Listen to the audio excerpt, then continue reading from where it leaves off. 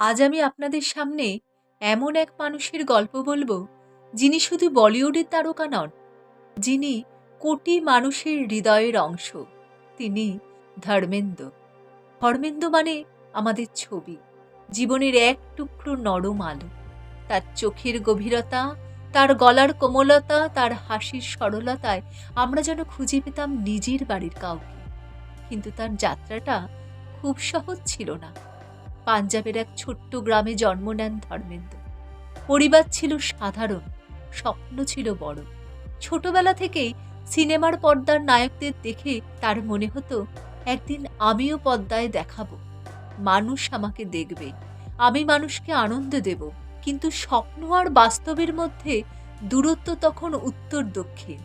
পকেটে ছিল না টাকা, হাতে ছিল না পরিচয়, তবুও বুক ভরা ছিল সাহস আর মা বাবার আশীর্বাদ। একদিন তিনি সিদ্ধান্ত নিলেন, মুম্বাই যাব, কিছু একটা করতেই হবে। মুম্বাই পৌঁছে তিনি বুঝলেন, এই শহর যেমন স্বপ্ন দেয়, তেমনি কঠিন পরীক্ষাও নেয়।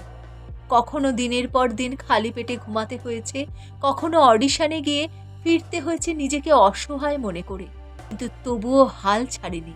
তিনি জানতেন, যে স্বপ্নকে সত্যি বলে মনে করেন, তাকে একদিন না একদিন বাস্তব হতেই হবে। এভাবেই একদিন তার জীবনের সুযোগ আসে।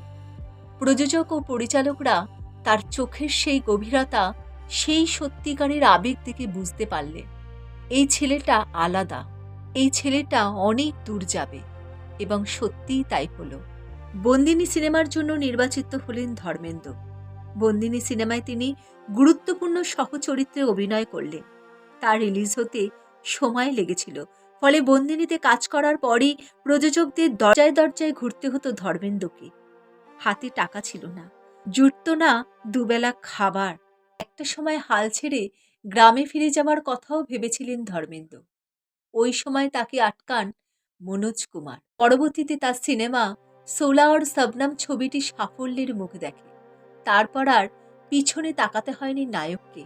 1966 সালের ফুল আর পাত্থর ছবিটির সঙ্গে তিনি বলিউডের 1 নম্বর অ্যাকশন হিরো হয়ে ওঠেন। এরপর থেকে একে একে জীবন মিত্র, ইয়াদো কি বারাত, চাঁদ, চুপকে চুপকে, সীতা और গীতা, শোলে, দোস্ত, আজাদ, দ্য বার্নিং 10, তার ছবির সংখ্যা অগণিত। সুদর্শন এই নায়কের চেহারার জন্য তার অভিনয় দক্ষতাকে খাটোও করা হয়েছে বহুবার। ব্যক্তিগত জীবনেও তার বিতর্কের পিছু ছাড়েনি। অভিনয় কেরিয়ার শুরু করার আগে বিয়ে করেছিলেন ধর্মেন্দ্র।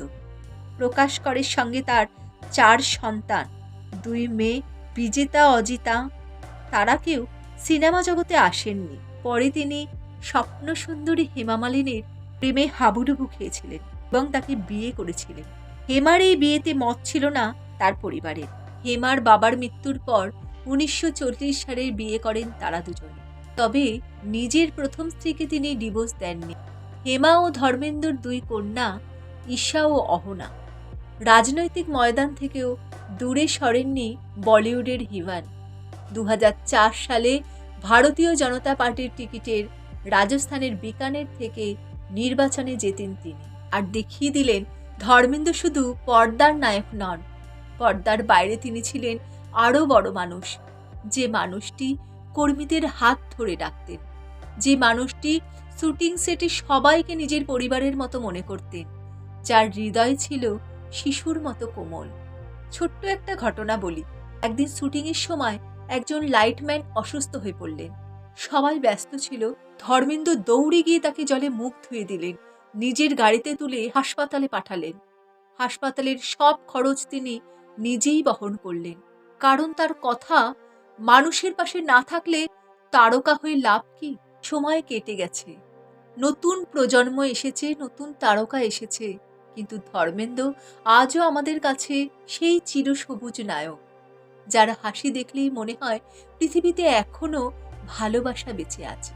আজও তার ছবি দেখলে আমরা সেই পুরনো দিনের নরম স্মৃতিতে হারিয়ে যাই, যেখানে আবেগ ছিল সাদা কালো ছবির মতো নিখুঁত, যেখানে নায়ক মানে ছিল ভরসা, সাহস আর মানবিকতা।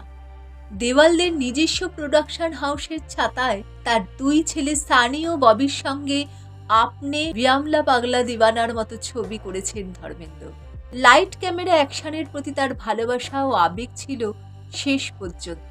করণ জোহর পরিচালিত রকি ও রানীর প্রেম কাহানি ছবিটিতে ৮৭ বছর বয়সেও নজর কেড়েছিলেন তিনি। শ্রীরাম রাঘবনের ২১ ছবিতে শেষবারের মতো পর্দায় দেখা যাবে তাকে। ২৫শে ডিসেম্বর মুক্তি পাবে সেই ছবিটি। ৮৯ বছর বয়সে প্রয়াত হলেন বলিউডের হিউম্যান ধর্মেন্দ্র। ধর্মেন্দ্র শুধু একটা নাম নয়, তিনি আমাদের শৈশব, কৈশোর, যৌবনের এক টুকরো স্মৃতি। তিনি এক এমন আলো যা যুগ বদলালেও নিভে যায় না।